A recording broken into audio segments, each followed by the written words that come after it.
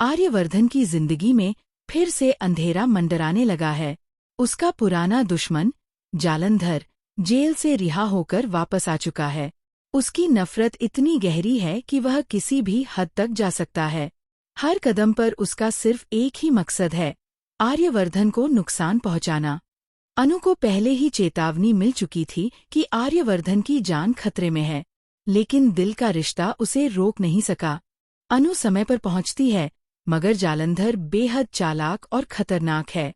जैसे ही वह फावड़ा उठाता है, अनु बीच में कूदती है और फावड़ा सीधे उसके सिर पर लग जाता है। आर्यवर्धन की दुनिया वहीं थम जाती है। अनु बेहोश हो जाती है और खून से लथपथ हो जाती है। वह अपनी पूरी ताकत से अनु को गोद में उठाता है और अस्पताल की ओर दौड़ता है। रास्ते में उसका दिल टूट सा जाता है। आंखों में डर और दर्द का मिला-जुला एहसास है। डॉक्टर चिंता जताते हैं कि समय बहुत कम है। इस बीच आर्यवर्धन भगवान के सामने बैठकर प्रार्थना करता है, माता रानी, अगर आपने मेरी अनु को मुझसे छीन लिया तो मैं जिंदा नहीं रह पाऊंगा। मेरी पत्नी जिसे मैं सबसे ज्यादा प्यार करता था, अब मेरी अनु भी मुझसे दूर हो जाएगी।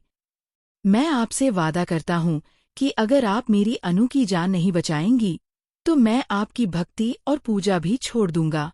और तभी चमत्कार होता है। अनु धीरे धीरे होश में आती है।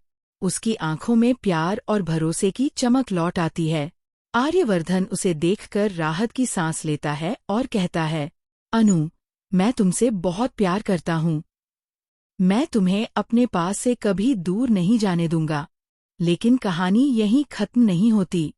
जैसे ही अनु धीरे धीरे संभलती है, नया खतरा सामने आता है। पुष्पा जी और अनु के पापा आर्यवर्धन और अनु के रिश्ते के खिलाफ खड़े हो जाते हैं। वे हर संभव तरीका अपनाते हैं ताकि ये शादी कभी न हो। इस बीच नील जालंधर के साथ मिलकर छिपी साजिश रचता है। अगले एपिसोड में पता चलता है कि मीरा भी उनके साथ जुड़ी हुई है। कहानी यहाँ पर बेहद रोमांचक मोड़ पर पहुँच जाती है। अब सवाल ये है कि क्या अनु और आर्यवर्धन अपनी खुशियों को पा पाएंगे या फिर कोई नया ट्विस्ट उनकी राह में रोड़ा बनेगा। अंत। तो दोस्तों, ये थी आज की कहानी। अगर आपको पसंद आई हो तो पीवीटीवी ड्रामा अपडेट को लाइक, शेयर और सब्सक्राइब करना मत भूलिए। अगली कहानी में फिर मिलेंगे। तब तक खुश रहिए, स्वस्थ रहिए और देखते रहिए पीवीटीवी ड्रामा अपडेट।